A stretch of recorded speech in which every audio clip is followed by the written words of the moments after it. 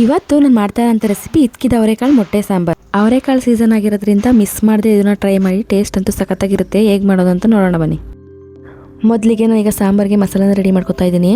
ರುಬ್ಬೋದಕ್ಕೆ ನಾನಿಲ್ಲಿ ಒಂದು ಟೊಮೊಟೊ, ಒಂದು ಈರುಳ್ಳಿ, ಒಂದು ಬೆಳ್ಳುಳ್ಳಿ, ಸ್ವಲ್ಪ ಶುಂಠಿ, 2 ಪೀಸ್ ಚಕ್ಕೆ, ಒಂದು 4 ಪೀಸ್ ಲವಂಗ, 1 ಸ್ಪೂನ್ ಕಡಲೆ, ಅರ್ಧ ಹೋಳು ಕಾಯಿ ತುರಿ, ಸ್ವಲ್ಪ ಕೊತ್ತಂಬರಿ ಸೊಪ್ಪು ತೊಗೊಂಡಿದ್ದೀನಿ. ಇದನ್ನೆಲ್ಲ ಒಂದು ಮಿಕ್ಸಿ ಜಾರಿಗೆ ಸೇರಿಸಿ ಕಾಯೆಲ್ಲ ನುಣ್ಣಗಾಗೋವರೆಗೂ ರುಬ್ಕೋಬೇಕು.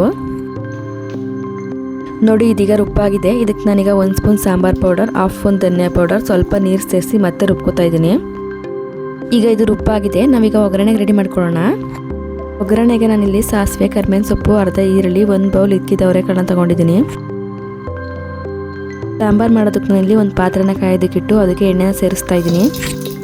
ಎಣ್ಣೆ ಚೆನ್ನಾಗಿ ಕಾದಿದೆ. ನಾನು ಇದಕ್ಕೆ ಸಾಸಿವೆ ಮತ್ತು ಕರಿಬೇವಿನ ಸೊಪ್ಪನ್ನ ಸೇರಿಸ್ತಾ ಇದ್ದೀನಿ. ಕರಿಬೇವಿನ ಸೊಪ್ಪೆಲ್ಲ ಫ್ರೈ ಆಗಿದೆ. ಇದಕ್ಕೆ ನಾನೀಗ ಈರುಳ್ಳಿ ಸೇರಿಸ್ತಾ ಇದ್ದೀನಿ. ಈರುಳ್ಳಿ ಕಲರ್ ಚೇಂಜ್ ಆಗೋವರೆಗೂ ಚೆನ್ನಾಗಿ ಫ್ರೈ ಮಾಡ್ಕೋಬೇಕು. ಈರುಳ್ಳಿ ಹುರಿದಾಗಿದೆ. ಇದಕ್ಕೆ ನಾನೀಗ 1 ಬೌಲಷ್ಟು ಇದ್ಕಿದ್ದ ಅವರೆಕಾಳನ್ನ ಸೇರಿಸ್ತಾ ಇದ್ದೀನಿ. ಇದನ್ನು ಚೆನ್ನಾಗಿ ಫ್ರೈ ಮಾಡ್ಕೋಬೇಕು. ಈಗ ಇದ್ಕಿದ್ದ ಅವರೆಕಾಳನ್ನ ಹುರಿದಾಗಿದೆ. ಇದಕ್ಕೆ ನಾವೀಗ ರುಬ್ಬಿಟ್ಕೊಂಡಿರೋಂಥ ಮಸಾಲೆನ ಸೇರಿಸೋಣ. ಸಾಂಬಾರಿಗೆ ಎಷ್ಟು ಬೇಕೋ ಅಷ್ಟು ನೀರನ್ನ ಸೇರಿಸ್ತಾ ಇದ್ದೀನಿ. ಜಾರಲ್ಲಿ ಅಂಟ್ಕೊಂಡಿರೋ ಮಸಾಲೆನೆಲ್ಲ ನೀಟಾಗಿ ತೊಳೆದು ನಾನೀಗ ಸಾಂಬಾರಿಗೆ ಸೇರಿಸ್ತಾ ಇದ್ದೀನಿ. ಸಾಂಬಾರು ತೆಳು ಹೋದರೆ ಚೆನ್ನಾಗಿರಲ್ಲ. ನೀರನ್ನ ಸ್ವಲ್ಪ ಕಡಿಮೆನೇ ಸೇರಿಸಿ.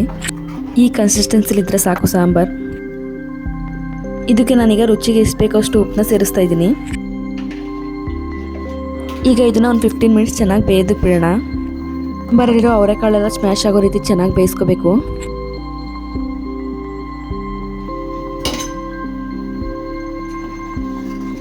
ಈಗ ನೋಡಿ ಅವರೆಕಾಳೆಲ್ಲ ಚೆನ್ನಾಗಿ ಬೆಂದಿದೆ. ಸಾಂಬಾರು ರೆಡಿಯಾಗಿದೆ.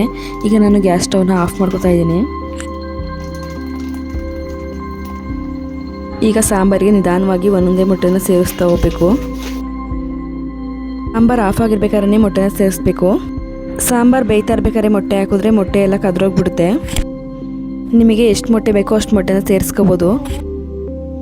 ಮೊಟ್ಟೆ ಸಾರು ಮಾಡೋದಕ್ಕೆ ಆದಷ್ಟು ಈ ರೀತಿ ಅಗಲವಾಗಿರೋ ಪಾತ್ರೆನ ತಗೊಳ್ಳಿ. ಮೊಟ್ಟೆ ತೆಕ್ಕೊಳ್ಳೋದಕ್ಕೆ ಈಸಿ ಆಗುತ್ತೆ.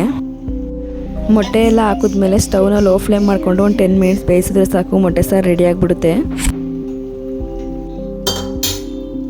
ಈಗ ಸಾಂಬಾರು ರೆಡಿಯಾಗಿದೆ. ಈಗ ನೀವೇ ನೋಡ್ಬೋದು ಮೊಟ್ಟೆ ಎಲ್ಲೂ ಸಹ ಸ್ವಲ್ಪನೂ ಕದರಿಲ್ಲ, ಎಷ್ಟು ಚೆನ್ನಾಗಿದೆ ಅಂತ. ಸಾಂಬಾರಂತೂ ತುಂಬ ಟೇಸ್ಟಿಯಾಗಿತ್ತು. ಸೇಮ್ ಚಿಕನ್ ಸಾಂಬಾರು ಟೇಸ್ಟೇ ಇರುತ್ತೆ. ಮುದ್ದೆಗೆ, ಚಪಾತಿಗೆ, ದೋಸೆಗೆ ತುಂಬ ಒಳ್ಳೆ ಕಾಂಬಿನೇಷನ್ನು. ಮಿಸ್ ಮಾಡದೆ ನೀವು ಒಂದ್ಸರಿ ಟ್ರೈ ಮಾಡಿ.